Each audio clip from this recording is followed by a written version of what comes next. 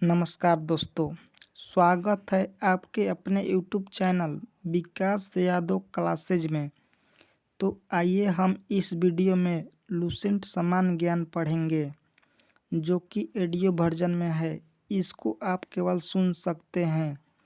आज हम लोग चैप्टर प्राचीन भारतीय इतिहास के स्रोत पढ़ने वाले हैं।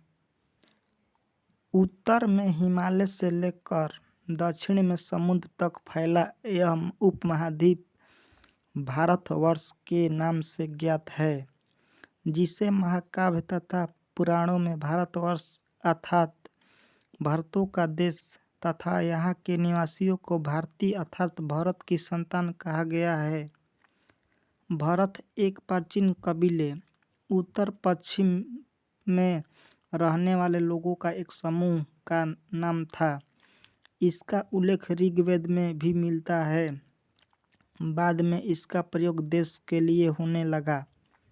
प्राचीन भारतीय अपने देश को जम्बू द्वीप अर्थात जामुन वृक्षों का द्वीप कहते थे। प्राचीन ईरानी इसे सिंधु नदी के नाम से जोड़ते थे, जिसे वे सिंधु न कहकर हिंदू कहते थे। यही नाम फिर पूरे पश्चिम में फैल गया और पूरे देश को इसी एक नदी के नाम से जाना जाने लगा। यूनानी इसे इंदे और अरब इसे हिंद कहते थे। मध्यकाल में इस देश को हिंदुस्तान कहा जाने लगा। यह शब्द भी फारसी शब्द हिंदू से बना है। यूनानी भाषा के इंदे के आधार पर अंग्रेज इसे इंडिया कहने लगे। विंध्य की पर्वत श्रृंखला देश को उत्तर और दक्षिण दो भागों में बांटती है। उत्तर में इंडो यूरोपीय परिवार की भाषाएं बोलने वालों की और दक्षिण में द्रविड़ परिवार की भाषाएं बोलने वालों का बहुमत है। उत्तर में हिमालय से लेकर दक्षिण में कन्याकुमारी तक, पूर्व में ब्रह्मपुत्र की घाटी से लेकर पश्चिम में सिंधु पार तक अपना राज्य फैलाने वाले राज्य चक्रवर्तीय कहलाते थे। इस प्रकार की राजनीतिक एकता कम से कम 2 बार प्राप्त हुई थी। ईसा पूर्व 3री सदी में अशोक ने अपना साम्राज्य सुदूर दक्षिणांचल को छोड़कर सारे देश में फैलाया। फिर ईसा की 4ठी सदी में समुद्रगुप्त की विजय पताका गंगा की घाटी में तमिल देश को छोर तक पहुंची। भारत की जनसंख्या का निर्माण जिन प्रमुख नस्लों के लोगों के मिश्रण से हुआ है, वह इस प्रकार है: प्रोटो ऑस्ट्रियाइड, पैलियो मेडिटेरियन, काकेसायड, निग्रोयड और मंगोलायड। भारतीय इतिहास को अध्ययन की सुविधा के लिए 3 भागों में बांटा गया है: प्राचीन भारत, मध्यकालीन भारत एवं आधुनिक भारत। सबसे पहले इतिहास को 3 भागों में बांटने का श्रेय जर्मन इतिहासकार क्रिस्टोफस सेलारियस को है। प्राचीन भारतीय इतिहास के विषय में जानकारी मुख्यतः 4 स्रोतों से प्राप्त होती है।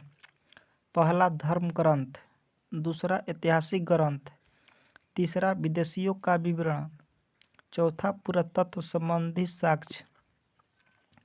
धर्म ग्रंथ एवं ऐतिहासिक ग्रंथ से मिलने वाली महत्वपूर्ण जानकारी। भारत का सर्वप्राचीन धर्म ग्रंथ वेद है, जिसके संकलनकर्ता महर्षि कृष्णदेवराय वेदव्यास को माना जाता है। वेद वसुदेव कुटुंबकम का उपदेश देता है।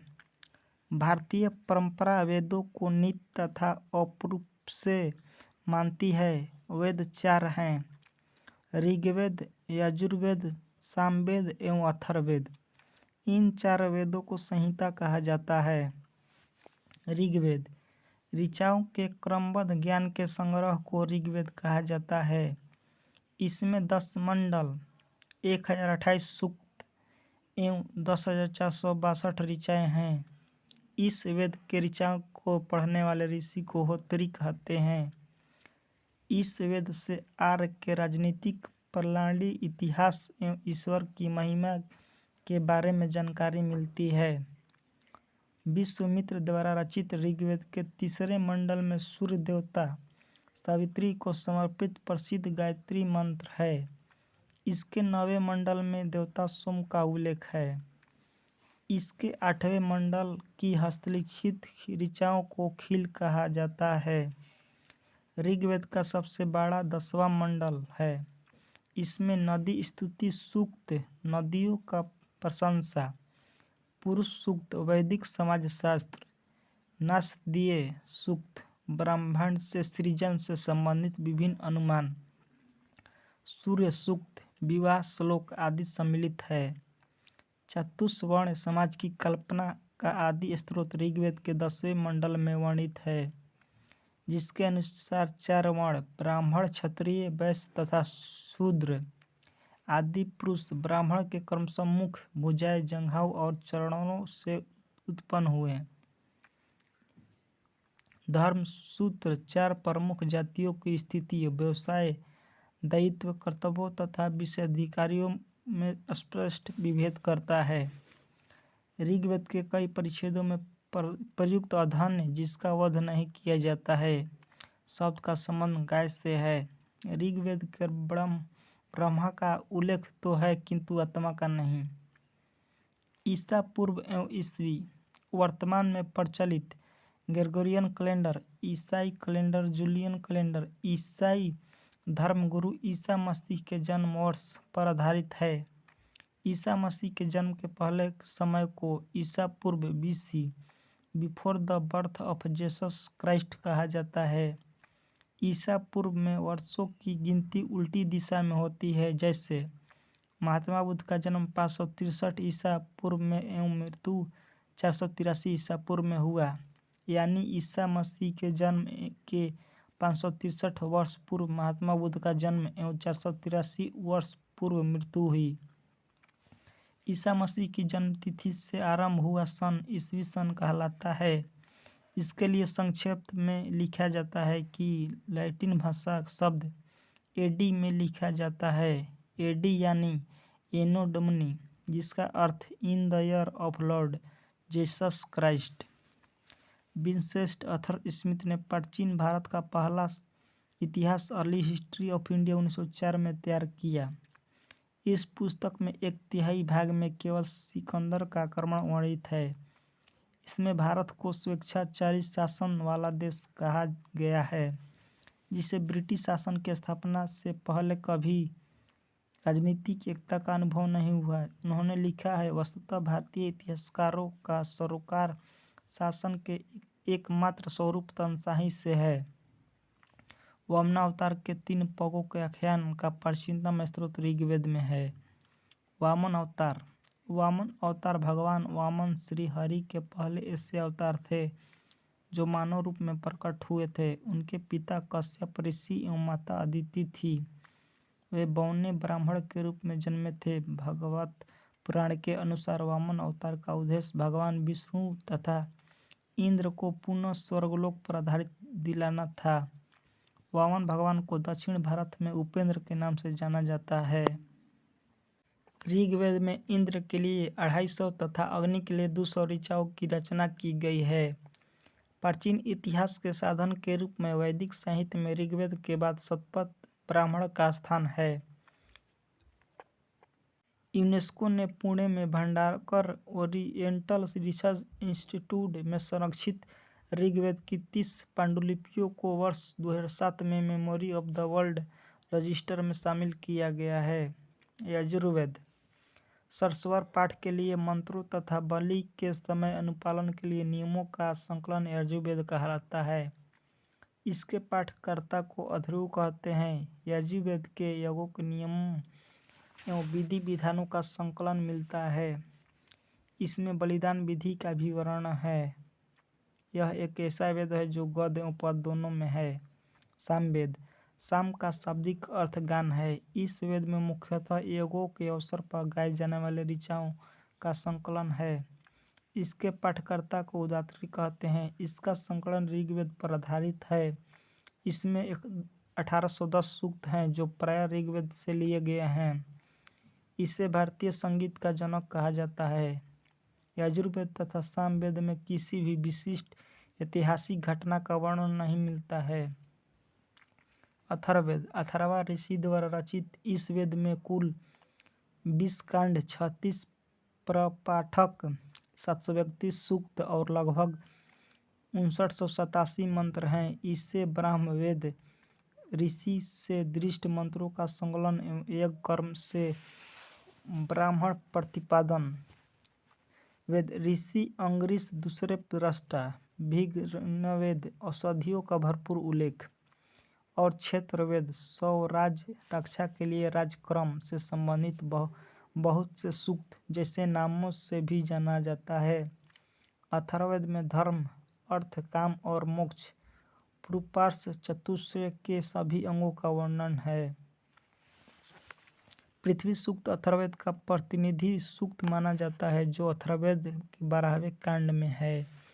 पृथ्वी सूक्त में राष्ट्रीय भावना का उल्लेख मिलता है।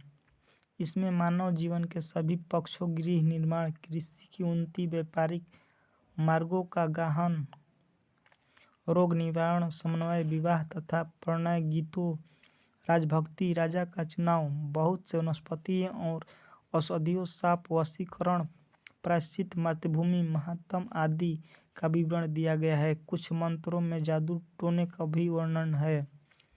अथर्ववेद में परीक्षित को कुरुओं का राजा कहा गया है तथा कुरु देश में समृद्धि का अच्छा चित्रण मिलता है। इसमें साभा एवं समिति की प्रजापति की 2 पुत्रियां कहा गया है।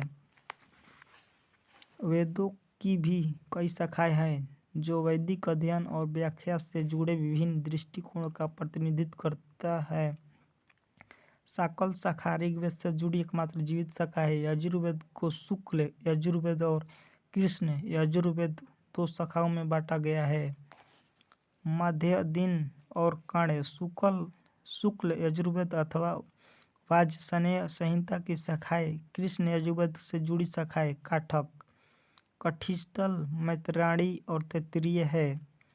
कौथुम राणायनी एवं जैमिनी या तलवाकर सामवेद की शाखाएं हैं। अथर्ववेद की 9 शाखाएं थी जिनमें नाम है 1 पैपलवाद, दूसरा तौद, तीसरा मौद, चौथा शौनक, 5वां जाजल, 6ठा जलद, 7वां ब्रह्मवद, 8वां देवदर्श एवं 9वां चारणवैद।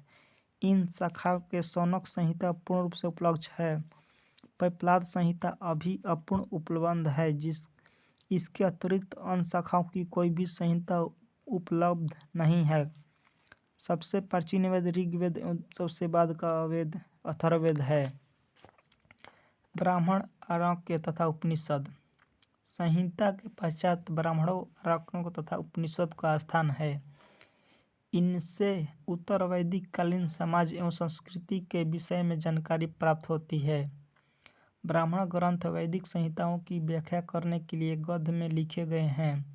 प्रत्येक संहिता के लिए अलग अलग ब्राह्मण ग्रंथ है जिसके सरणी में दिया गया है। इस ब्राह्मण ग्रंथों में हमें परीक्षित के बाद में बिंबिसार के पूर्व की घटनाओं का ज्ञान प्राप्त होता है। ऐतरेय में राज्याभिषेक के नियम एवं कुछ प्राचीन राजाओं के नाम दिए गए हैं। शतपथ में गांधार शल्य कैकेय कुरु पंचाल कौशल विदेह आदि राजाओं का उल्लेख मिलता है। वैदिक साहित्य में ऋग्वेद के बाद शतपथ ब्राह्मण का स्थान है। आरण्यक में यज्ञ से जुड़े कर्मकांडों की दार्शनिक और प्रतीकात्मक अभिव्यक्ति है। उपनिषदों की संख्या 108 है जिनमें 13 को मूलभूत उपनिषदों की श्रेणी में रखा गया है। इसमें यज्ञ से जुड़े दार्शनिक विचार शरीर ब्रह्मांड आत्मा तथा ब्रह्म की व्याख्या की गई है। स्त्री की स्वार्थिक गिरी हुई स्थिति मैत्रेयी संहिता से प्राप्त होती है जिसमें जुआ और शराब की भांति स्त्री को पुरुष का तीसरा मुख्य दोष बताया गया है।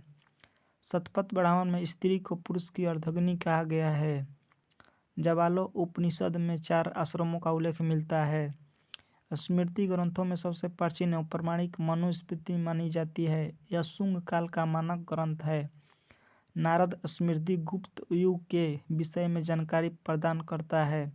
यह स्मृति विशुद्ध रूप से न्याय संबंधी है। इसमें कुल 18 प्रकरण और 1028 श्लोक हैं। इसमें समाज में होने वाले विवादों ऋण व्यापार संपत्ति उत्तराधिकार विवाह अपराध दंड आदि से संबंधित नियमों और निपटारे की प्रक्रिया का विस्तार से वर्णन है। वेदांग एवं सूत्र वेदों को भली भांति समझने के लिए 6 वेदांगों की रचना हुई है। ये शिक्षा, शुद्ध आचरण शास्त्र, कल्प, कर्मकांडीय विधि, निरुक्त, शब्दों की व्युत्पत्ति का शास्त्र, व्याकरण, छंद एवं ज्योतिष। वैदिक साहित्य को अक्षुण्ण बनाए रखने के लिए सूत्र साहित्य का प्रयोग किया गया है। सूत्र साहित्य का मुख्य उद्देश्य ज्ञान को संक्षिप्त रूप से संरक्षित करना ताकि उसे आसानी से याद किया जा सके। कल्प सूत्र वेदांगों से कल्प नामक अंग से संबंधित ग्रंथ में ये मुख्यतः 4 प्रकार के होते हैं। शौद्र सूत्र यज्ञ विधि, गृह सूत्र गृहस्थ धर्म, धर्म सूत्र धार्मिक आचार, शुल्ब सूत्र यज्ञ वेदियों की ज्यामिति। सूत्रों में गौतम धर्म सूत्र सबसे प्राचीन माना गया है। पुराण भारतीय ऐतिहासिक कथाओं का सबसे अच्छा क्रमबद्ध विवरण पुराणों में मिलता है।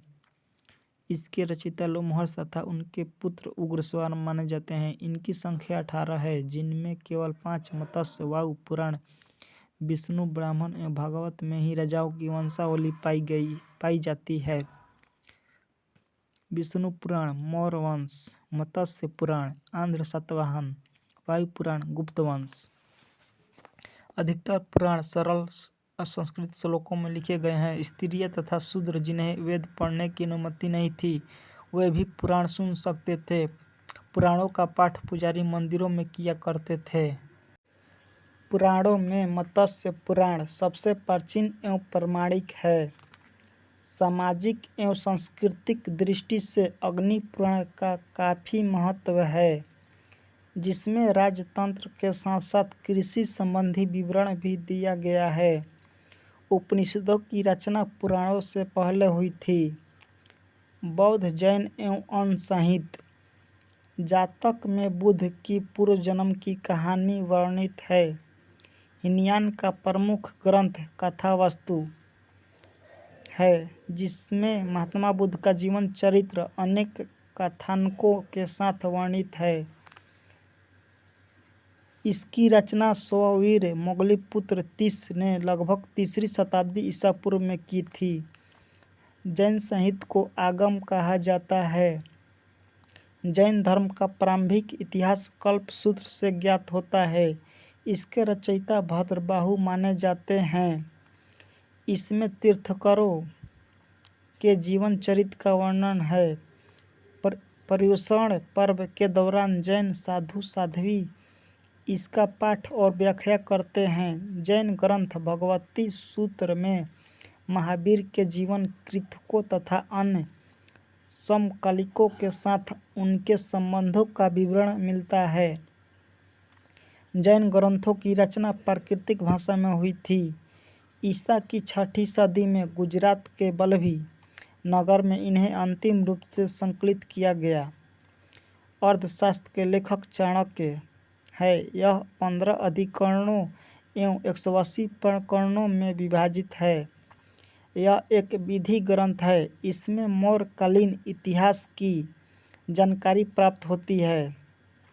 संस्कृत साहित्य में ऐतिहासिक घटनाओं को क्रमबद्ध लिखने का सर्वप्रथम प्रयास कल्हड़ के द्वारा किया गया। कल्हड़ द्वारा रचित पुस्तक राजतरंगिणी राजाओं की नदी है। इस ग्रंथ में 8 सर्ग हैं, जिन्हें तरंगों की संज्ञा दी गई है। इसमें प्रारंभ से लेकर 12वीं सदी तक के कश्मीर के शासकों का वर्णन है। अरबों की सिंध विजय की वृत्तांत चचनामा या फतेहनामा मूल रूप से अरबी भाषा में थी, जिसका फारसी में अनुवाद 1226 में नसरुद्दीन कुवाचा के शासनकाल में अली बिन अबू बकर कुफी ने किया था। इसके बाद मिर्जा कालीचबेग ने वर्ष 1900 में चचनामा को अंग्रेजी और सिंधी में अनुवाद किया। अष्टाध्यायी के लेखक पाणिनि हैं। इसके मौर्य के पहले का इतिहास का मौर्ययुगीन राजनीतिक अवस्था की जानकारी प्राप्त होती है। अष्टाध्यायी में पहली बार लिपि शब्द का प्रयोग हुआ है। कात्यायन की गार्गी संहिता एवं ज्योतिष ग्रंथ है। फिर भी इसमें भारत पर होने वाले यवन आक्रमण का उल्लेख मिलता है। पतंजलि पुष्यमित्र शुंग के पुरोहित थे। इनके महाभाष्य से शुंगों के इतिहास का पता चलता है। विदेशी यात्रियों से मिलने वाली प्रमुख जानकारी। यूनानी रोमन लेखक टेथियस, यह ईरान का राजवैद्य था। भारत के संदर्भ में इसका विवरण आश्चर्यजनक कहानियों से परिपूर्ण होने के कारण अविश्वसनीय है। हेरोडोटस, इसे इतिहास का पिता कहा जाता है। इसने अपनी पुस्तक हिस्टोरिका में 5वीं शताब्दी ईसा पूर्व के भारत फारस के संबंध का वर्णन किया है, परंतु इसका विवरण भी अनुश्रुतियों एवं अफवाहों पर आधारित है।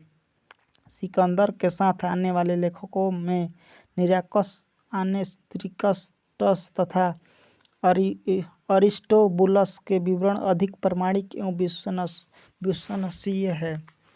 मेगास्थनीज, यह सेल्यूकस निकेटर का राजदूत था जो चंद्रगुप्त मौर्य के राजदरबार में आया था। इसने अपनी पुस्तक इंडिका में मौर्य युगीन समाज एवं संस्कृति के विषय में लिखा है। डाइमेकस, यह सीरियस नरेश अंतियोकस का राजदूत था जो बिंदुसार के राजदरबार में आया था। इसका विवरण भी मौर्य युग से संबंधित है। डायोनिसियस, यह मिस्र नरेश टॉलमी फिलेडेल्फस का राजदूत था जो अशोक के दरबार में आया था। टॉलमी, इसने 2री शताब्दी में भारत का भूगोल नामक पुस्तक लिखी। प्लिनी, इसने 1म शताब्दी में नेचुरल हिस्ट्री नामक पुस्तक लिखी। इसमें भारतीय पशुओं, पेड़ पौधे, खनिज पदार्थों आदि के बारे में विवरण मिलता है। पेरिप्लस ऑफ द इरिथियन सी, इस पुस्तक के लेखक के बारे में जानकारी नहीं है। यह लेखक करीब 80 ईस्वी में हिंद महासागर की यात्रा पर आया था। इसने उस समय के भारत के बंदरगाहों तथा व्यापारिक वस्तुओं के बारे में जानकारी दी है। चीनी लेखक फाहियान, यह चीनी यात्री गुप्त नरेश चंद्रगुप्त द्वितीय के दरबार में आया था। इसने अपने विवरण में मध्य प्रदेश के समाज एवं संस्कृति के बारे में वर्णन किया है। इसने मध्य प्रदेश की जनता को सुखी एवं समृद्धि बताया है। यह 14 वर्षों तक भारत में रहा। संयुग्न, यह 518 ईस्वी में भारत आया। इसने अपने 3 वर्षों की यात्रा में बौद्ध धर्म की प्राप्तियां एकत्रित की। ह्वेनसांग, यह हर्षवर्धन के शासनकाल में भारत आया था। ह्वेनसांग 629 ईस्वी में चीन से भारत वर्ष के लिए प्रस्थान किया और लगभग 1 वर्ष की यात्रा के बाद सर्वप्रथम वह भारतीय राज्य कपिसा पहुंचा। भारत में 15 वर्षों तक ठहरकर 645 ईस्वी में चीन लौट गया। वह बिहार में नालंदा जिला स्थित नालंदा विश्वविद्यालय में अध्ययन करते तथा भारत से बौद्ध ग्रंथों को एकत्र कर ले जाने के लिए आया था। इसका भ्रमण वृत्तांत सियोकी नामक से प्रसिद्ध है, जिसमें 138 देशों का विवरण मिलता है। इत्सिंग, यह 7वीं शताब्दी के अंत में भारत आया। इसने अपने विवरण में नालंदा विश्वविद्यालय, विक्रमशिला विश्वविद्यालय तथा अपने समय के भारत का वर्णन किया है।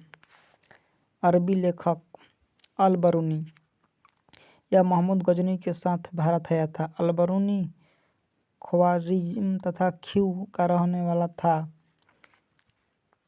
अरबी में लिखी गई इसकी कृति किताब उल हिंद तथा तहज़ीब-ए-हिंद आज भी इतिहासकारों के लिए एक महत्वपूर्ण स्रोत है। यह एक विस्तृत ग्रंथ है जो धर्म और दर्शन, त्योहारों, खगोल विज्ञान, कीमिया, रीति रिवाजों तथा प्रथाओं, सामाजिक जीवन, भार-तौल तथा मापन विधियों, मूर्तिकला, कानून, मापतंत्र, विज्ञान आदि विषयों के आधार पर 80 अध्यायों में विभाजित है।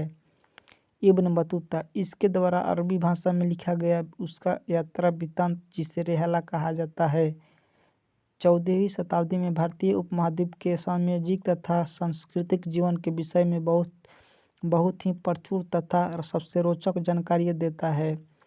1333 ईस्वी में दिल्ली पहुँचने पर इसकी विविधता से प्रभावित होकर सुल्तान मोहम्मद बिन तुगलक ने उसे दिल्ली का काजी या न्यायाधीश नियुक्त किया। अन्य लेखक तारानाथ, यह एक तिब्बती लेखक था। इसने कैंगूर तथा तैमूर नामक ग्रंथ की रचना की। मार्को पोलो यह 13वीं शताब्दी के अंत में पांडव देश की यात्रा पर आया था। इसका विवरण पांडव इतिहास के अध्ययन के लिए उपयोगी है। पुरातत्व संबंधी साक्ष्य से मिलने वाली जानकारी। भारतीय पुरातत्व का पितामह सर अलेक्जेंडर कनिंघम को कहा जाता है। 14वीं ईस्वी में अभिलेख हो बोगाज कोई एशिया माइनर से वैदिक देवता मित्र, वरुण, इंद्र और नक्षत्र के नाम मिलते हैं। सर्वप्रथम भारतवर्ष का जिक्र हाथी गुफा अभिलेख में है। सर्वप्रथम दुर्भिक्ष की जानकारी देने वाला अभिलेख सोहगौरा अभिलेख है। इस अभिलेखों में संकट काल में उपयोग हेतु का धान सुरक्षित रखने के लिए भी उल्लेख है। सर्वप्रथम भारत पर होने वाले हुण आक्रमण की जानकारी भीतरी स्तंभ लेख से प्राप्त होती है। सती प्रथा का पहला लिखित साक्ष्य एरण अभिलेख से प्राप्त होती है। सातवाहन राजाओं का पूरा इतिहास उनके अभिलेखों के आधार पर लिखा गया है। रेशम बुनकर की श्रेणियों की जानकारी मंदसौर अभिलेख से प्राप्त होती है। कश्मीरी नवपाषाणिक पुरास्थल बुजरहोम से गर्तवास गाढ़ा घर का साक्ष्य मिला है। इनमें उतरने के लिए सीढ़ियां होती थी। यहाँ मनुष्य के साथ उसके पालतू कुत्तों को भी दफनाने की प्रथा प्रचलित थी। पूरा स्थल उस स्थान को कहते हैं जहाँ औजार, बर्तन एवं इमारतों जैसी वस्तुओं के अवशेष मिलते हैं। प्राचीनतम सिक्कों को आहत सिक्के कहा जाता है। इसी को साहित्य में कसार्पण कहा गया है। सर्वप्रथम सिक्कों पर लेख लिखने का कार्य यवन शासकों ने किया। समुद्रगुप्त की बीड़ा बजाती हुई मुद्रा वाले सिक्के के उसके संगीत प्रेमी होने का प्रमाण मिलता है। अरिकमेडु पुदुचेरी के निकट से रोमन सिक्के प्राप्त हुए हैं। महत्वपूर्ण अभिलेख। हाथी गुफा अभिलेख, शासक कलिंगराज खारवेल। जूनागढ़ अभिलेख, शासक रुद्रदामन प्रथम। नासिक अभिलेख, शासक गौतमी बलश्री। प्रयाग स्तंभ लेख, समुद्रगुप्त। ऐहोल अभिलेख, पुलकेशिन द्वितीय। मंदसौर अभिलेख, मालवा नरेश यशोवर्मन। ग्वालियर अभिलेख, प्रतिहार नरेश भोज। भित्री एवं जूनागढ़ अभिलेख, स्कंदगुप्त। देवपाड़ा अभिलेख, बंगाल शासक विजयसेन। इसे संस्कृत में पहला लंबा शिलालेख जारी करने का श्रेय दिया जाता है। अभिलेखों का अध्ययन एपिग्राफी कहलाता है।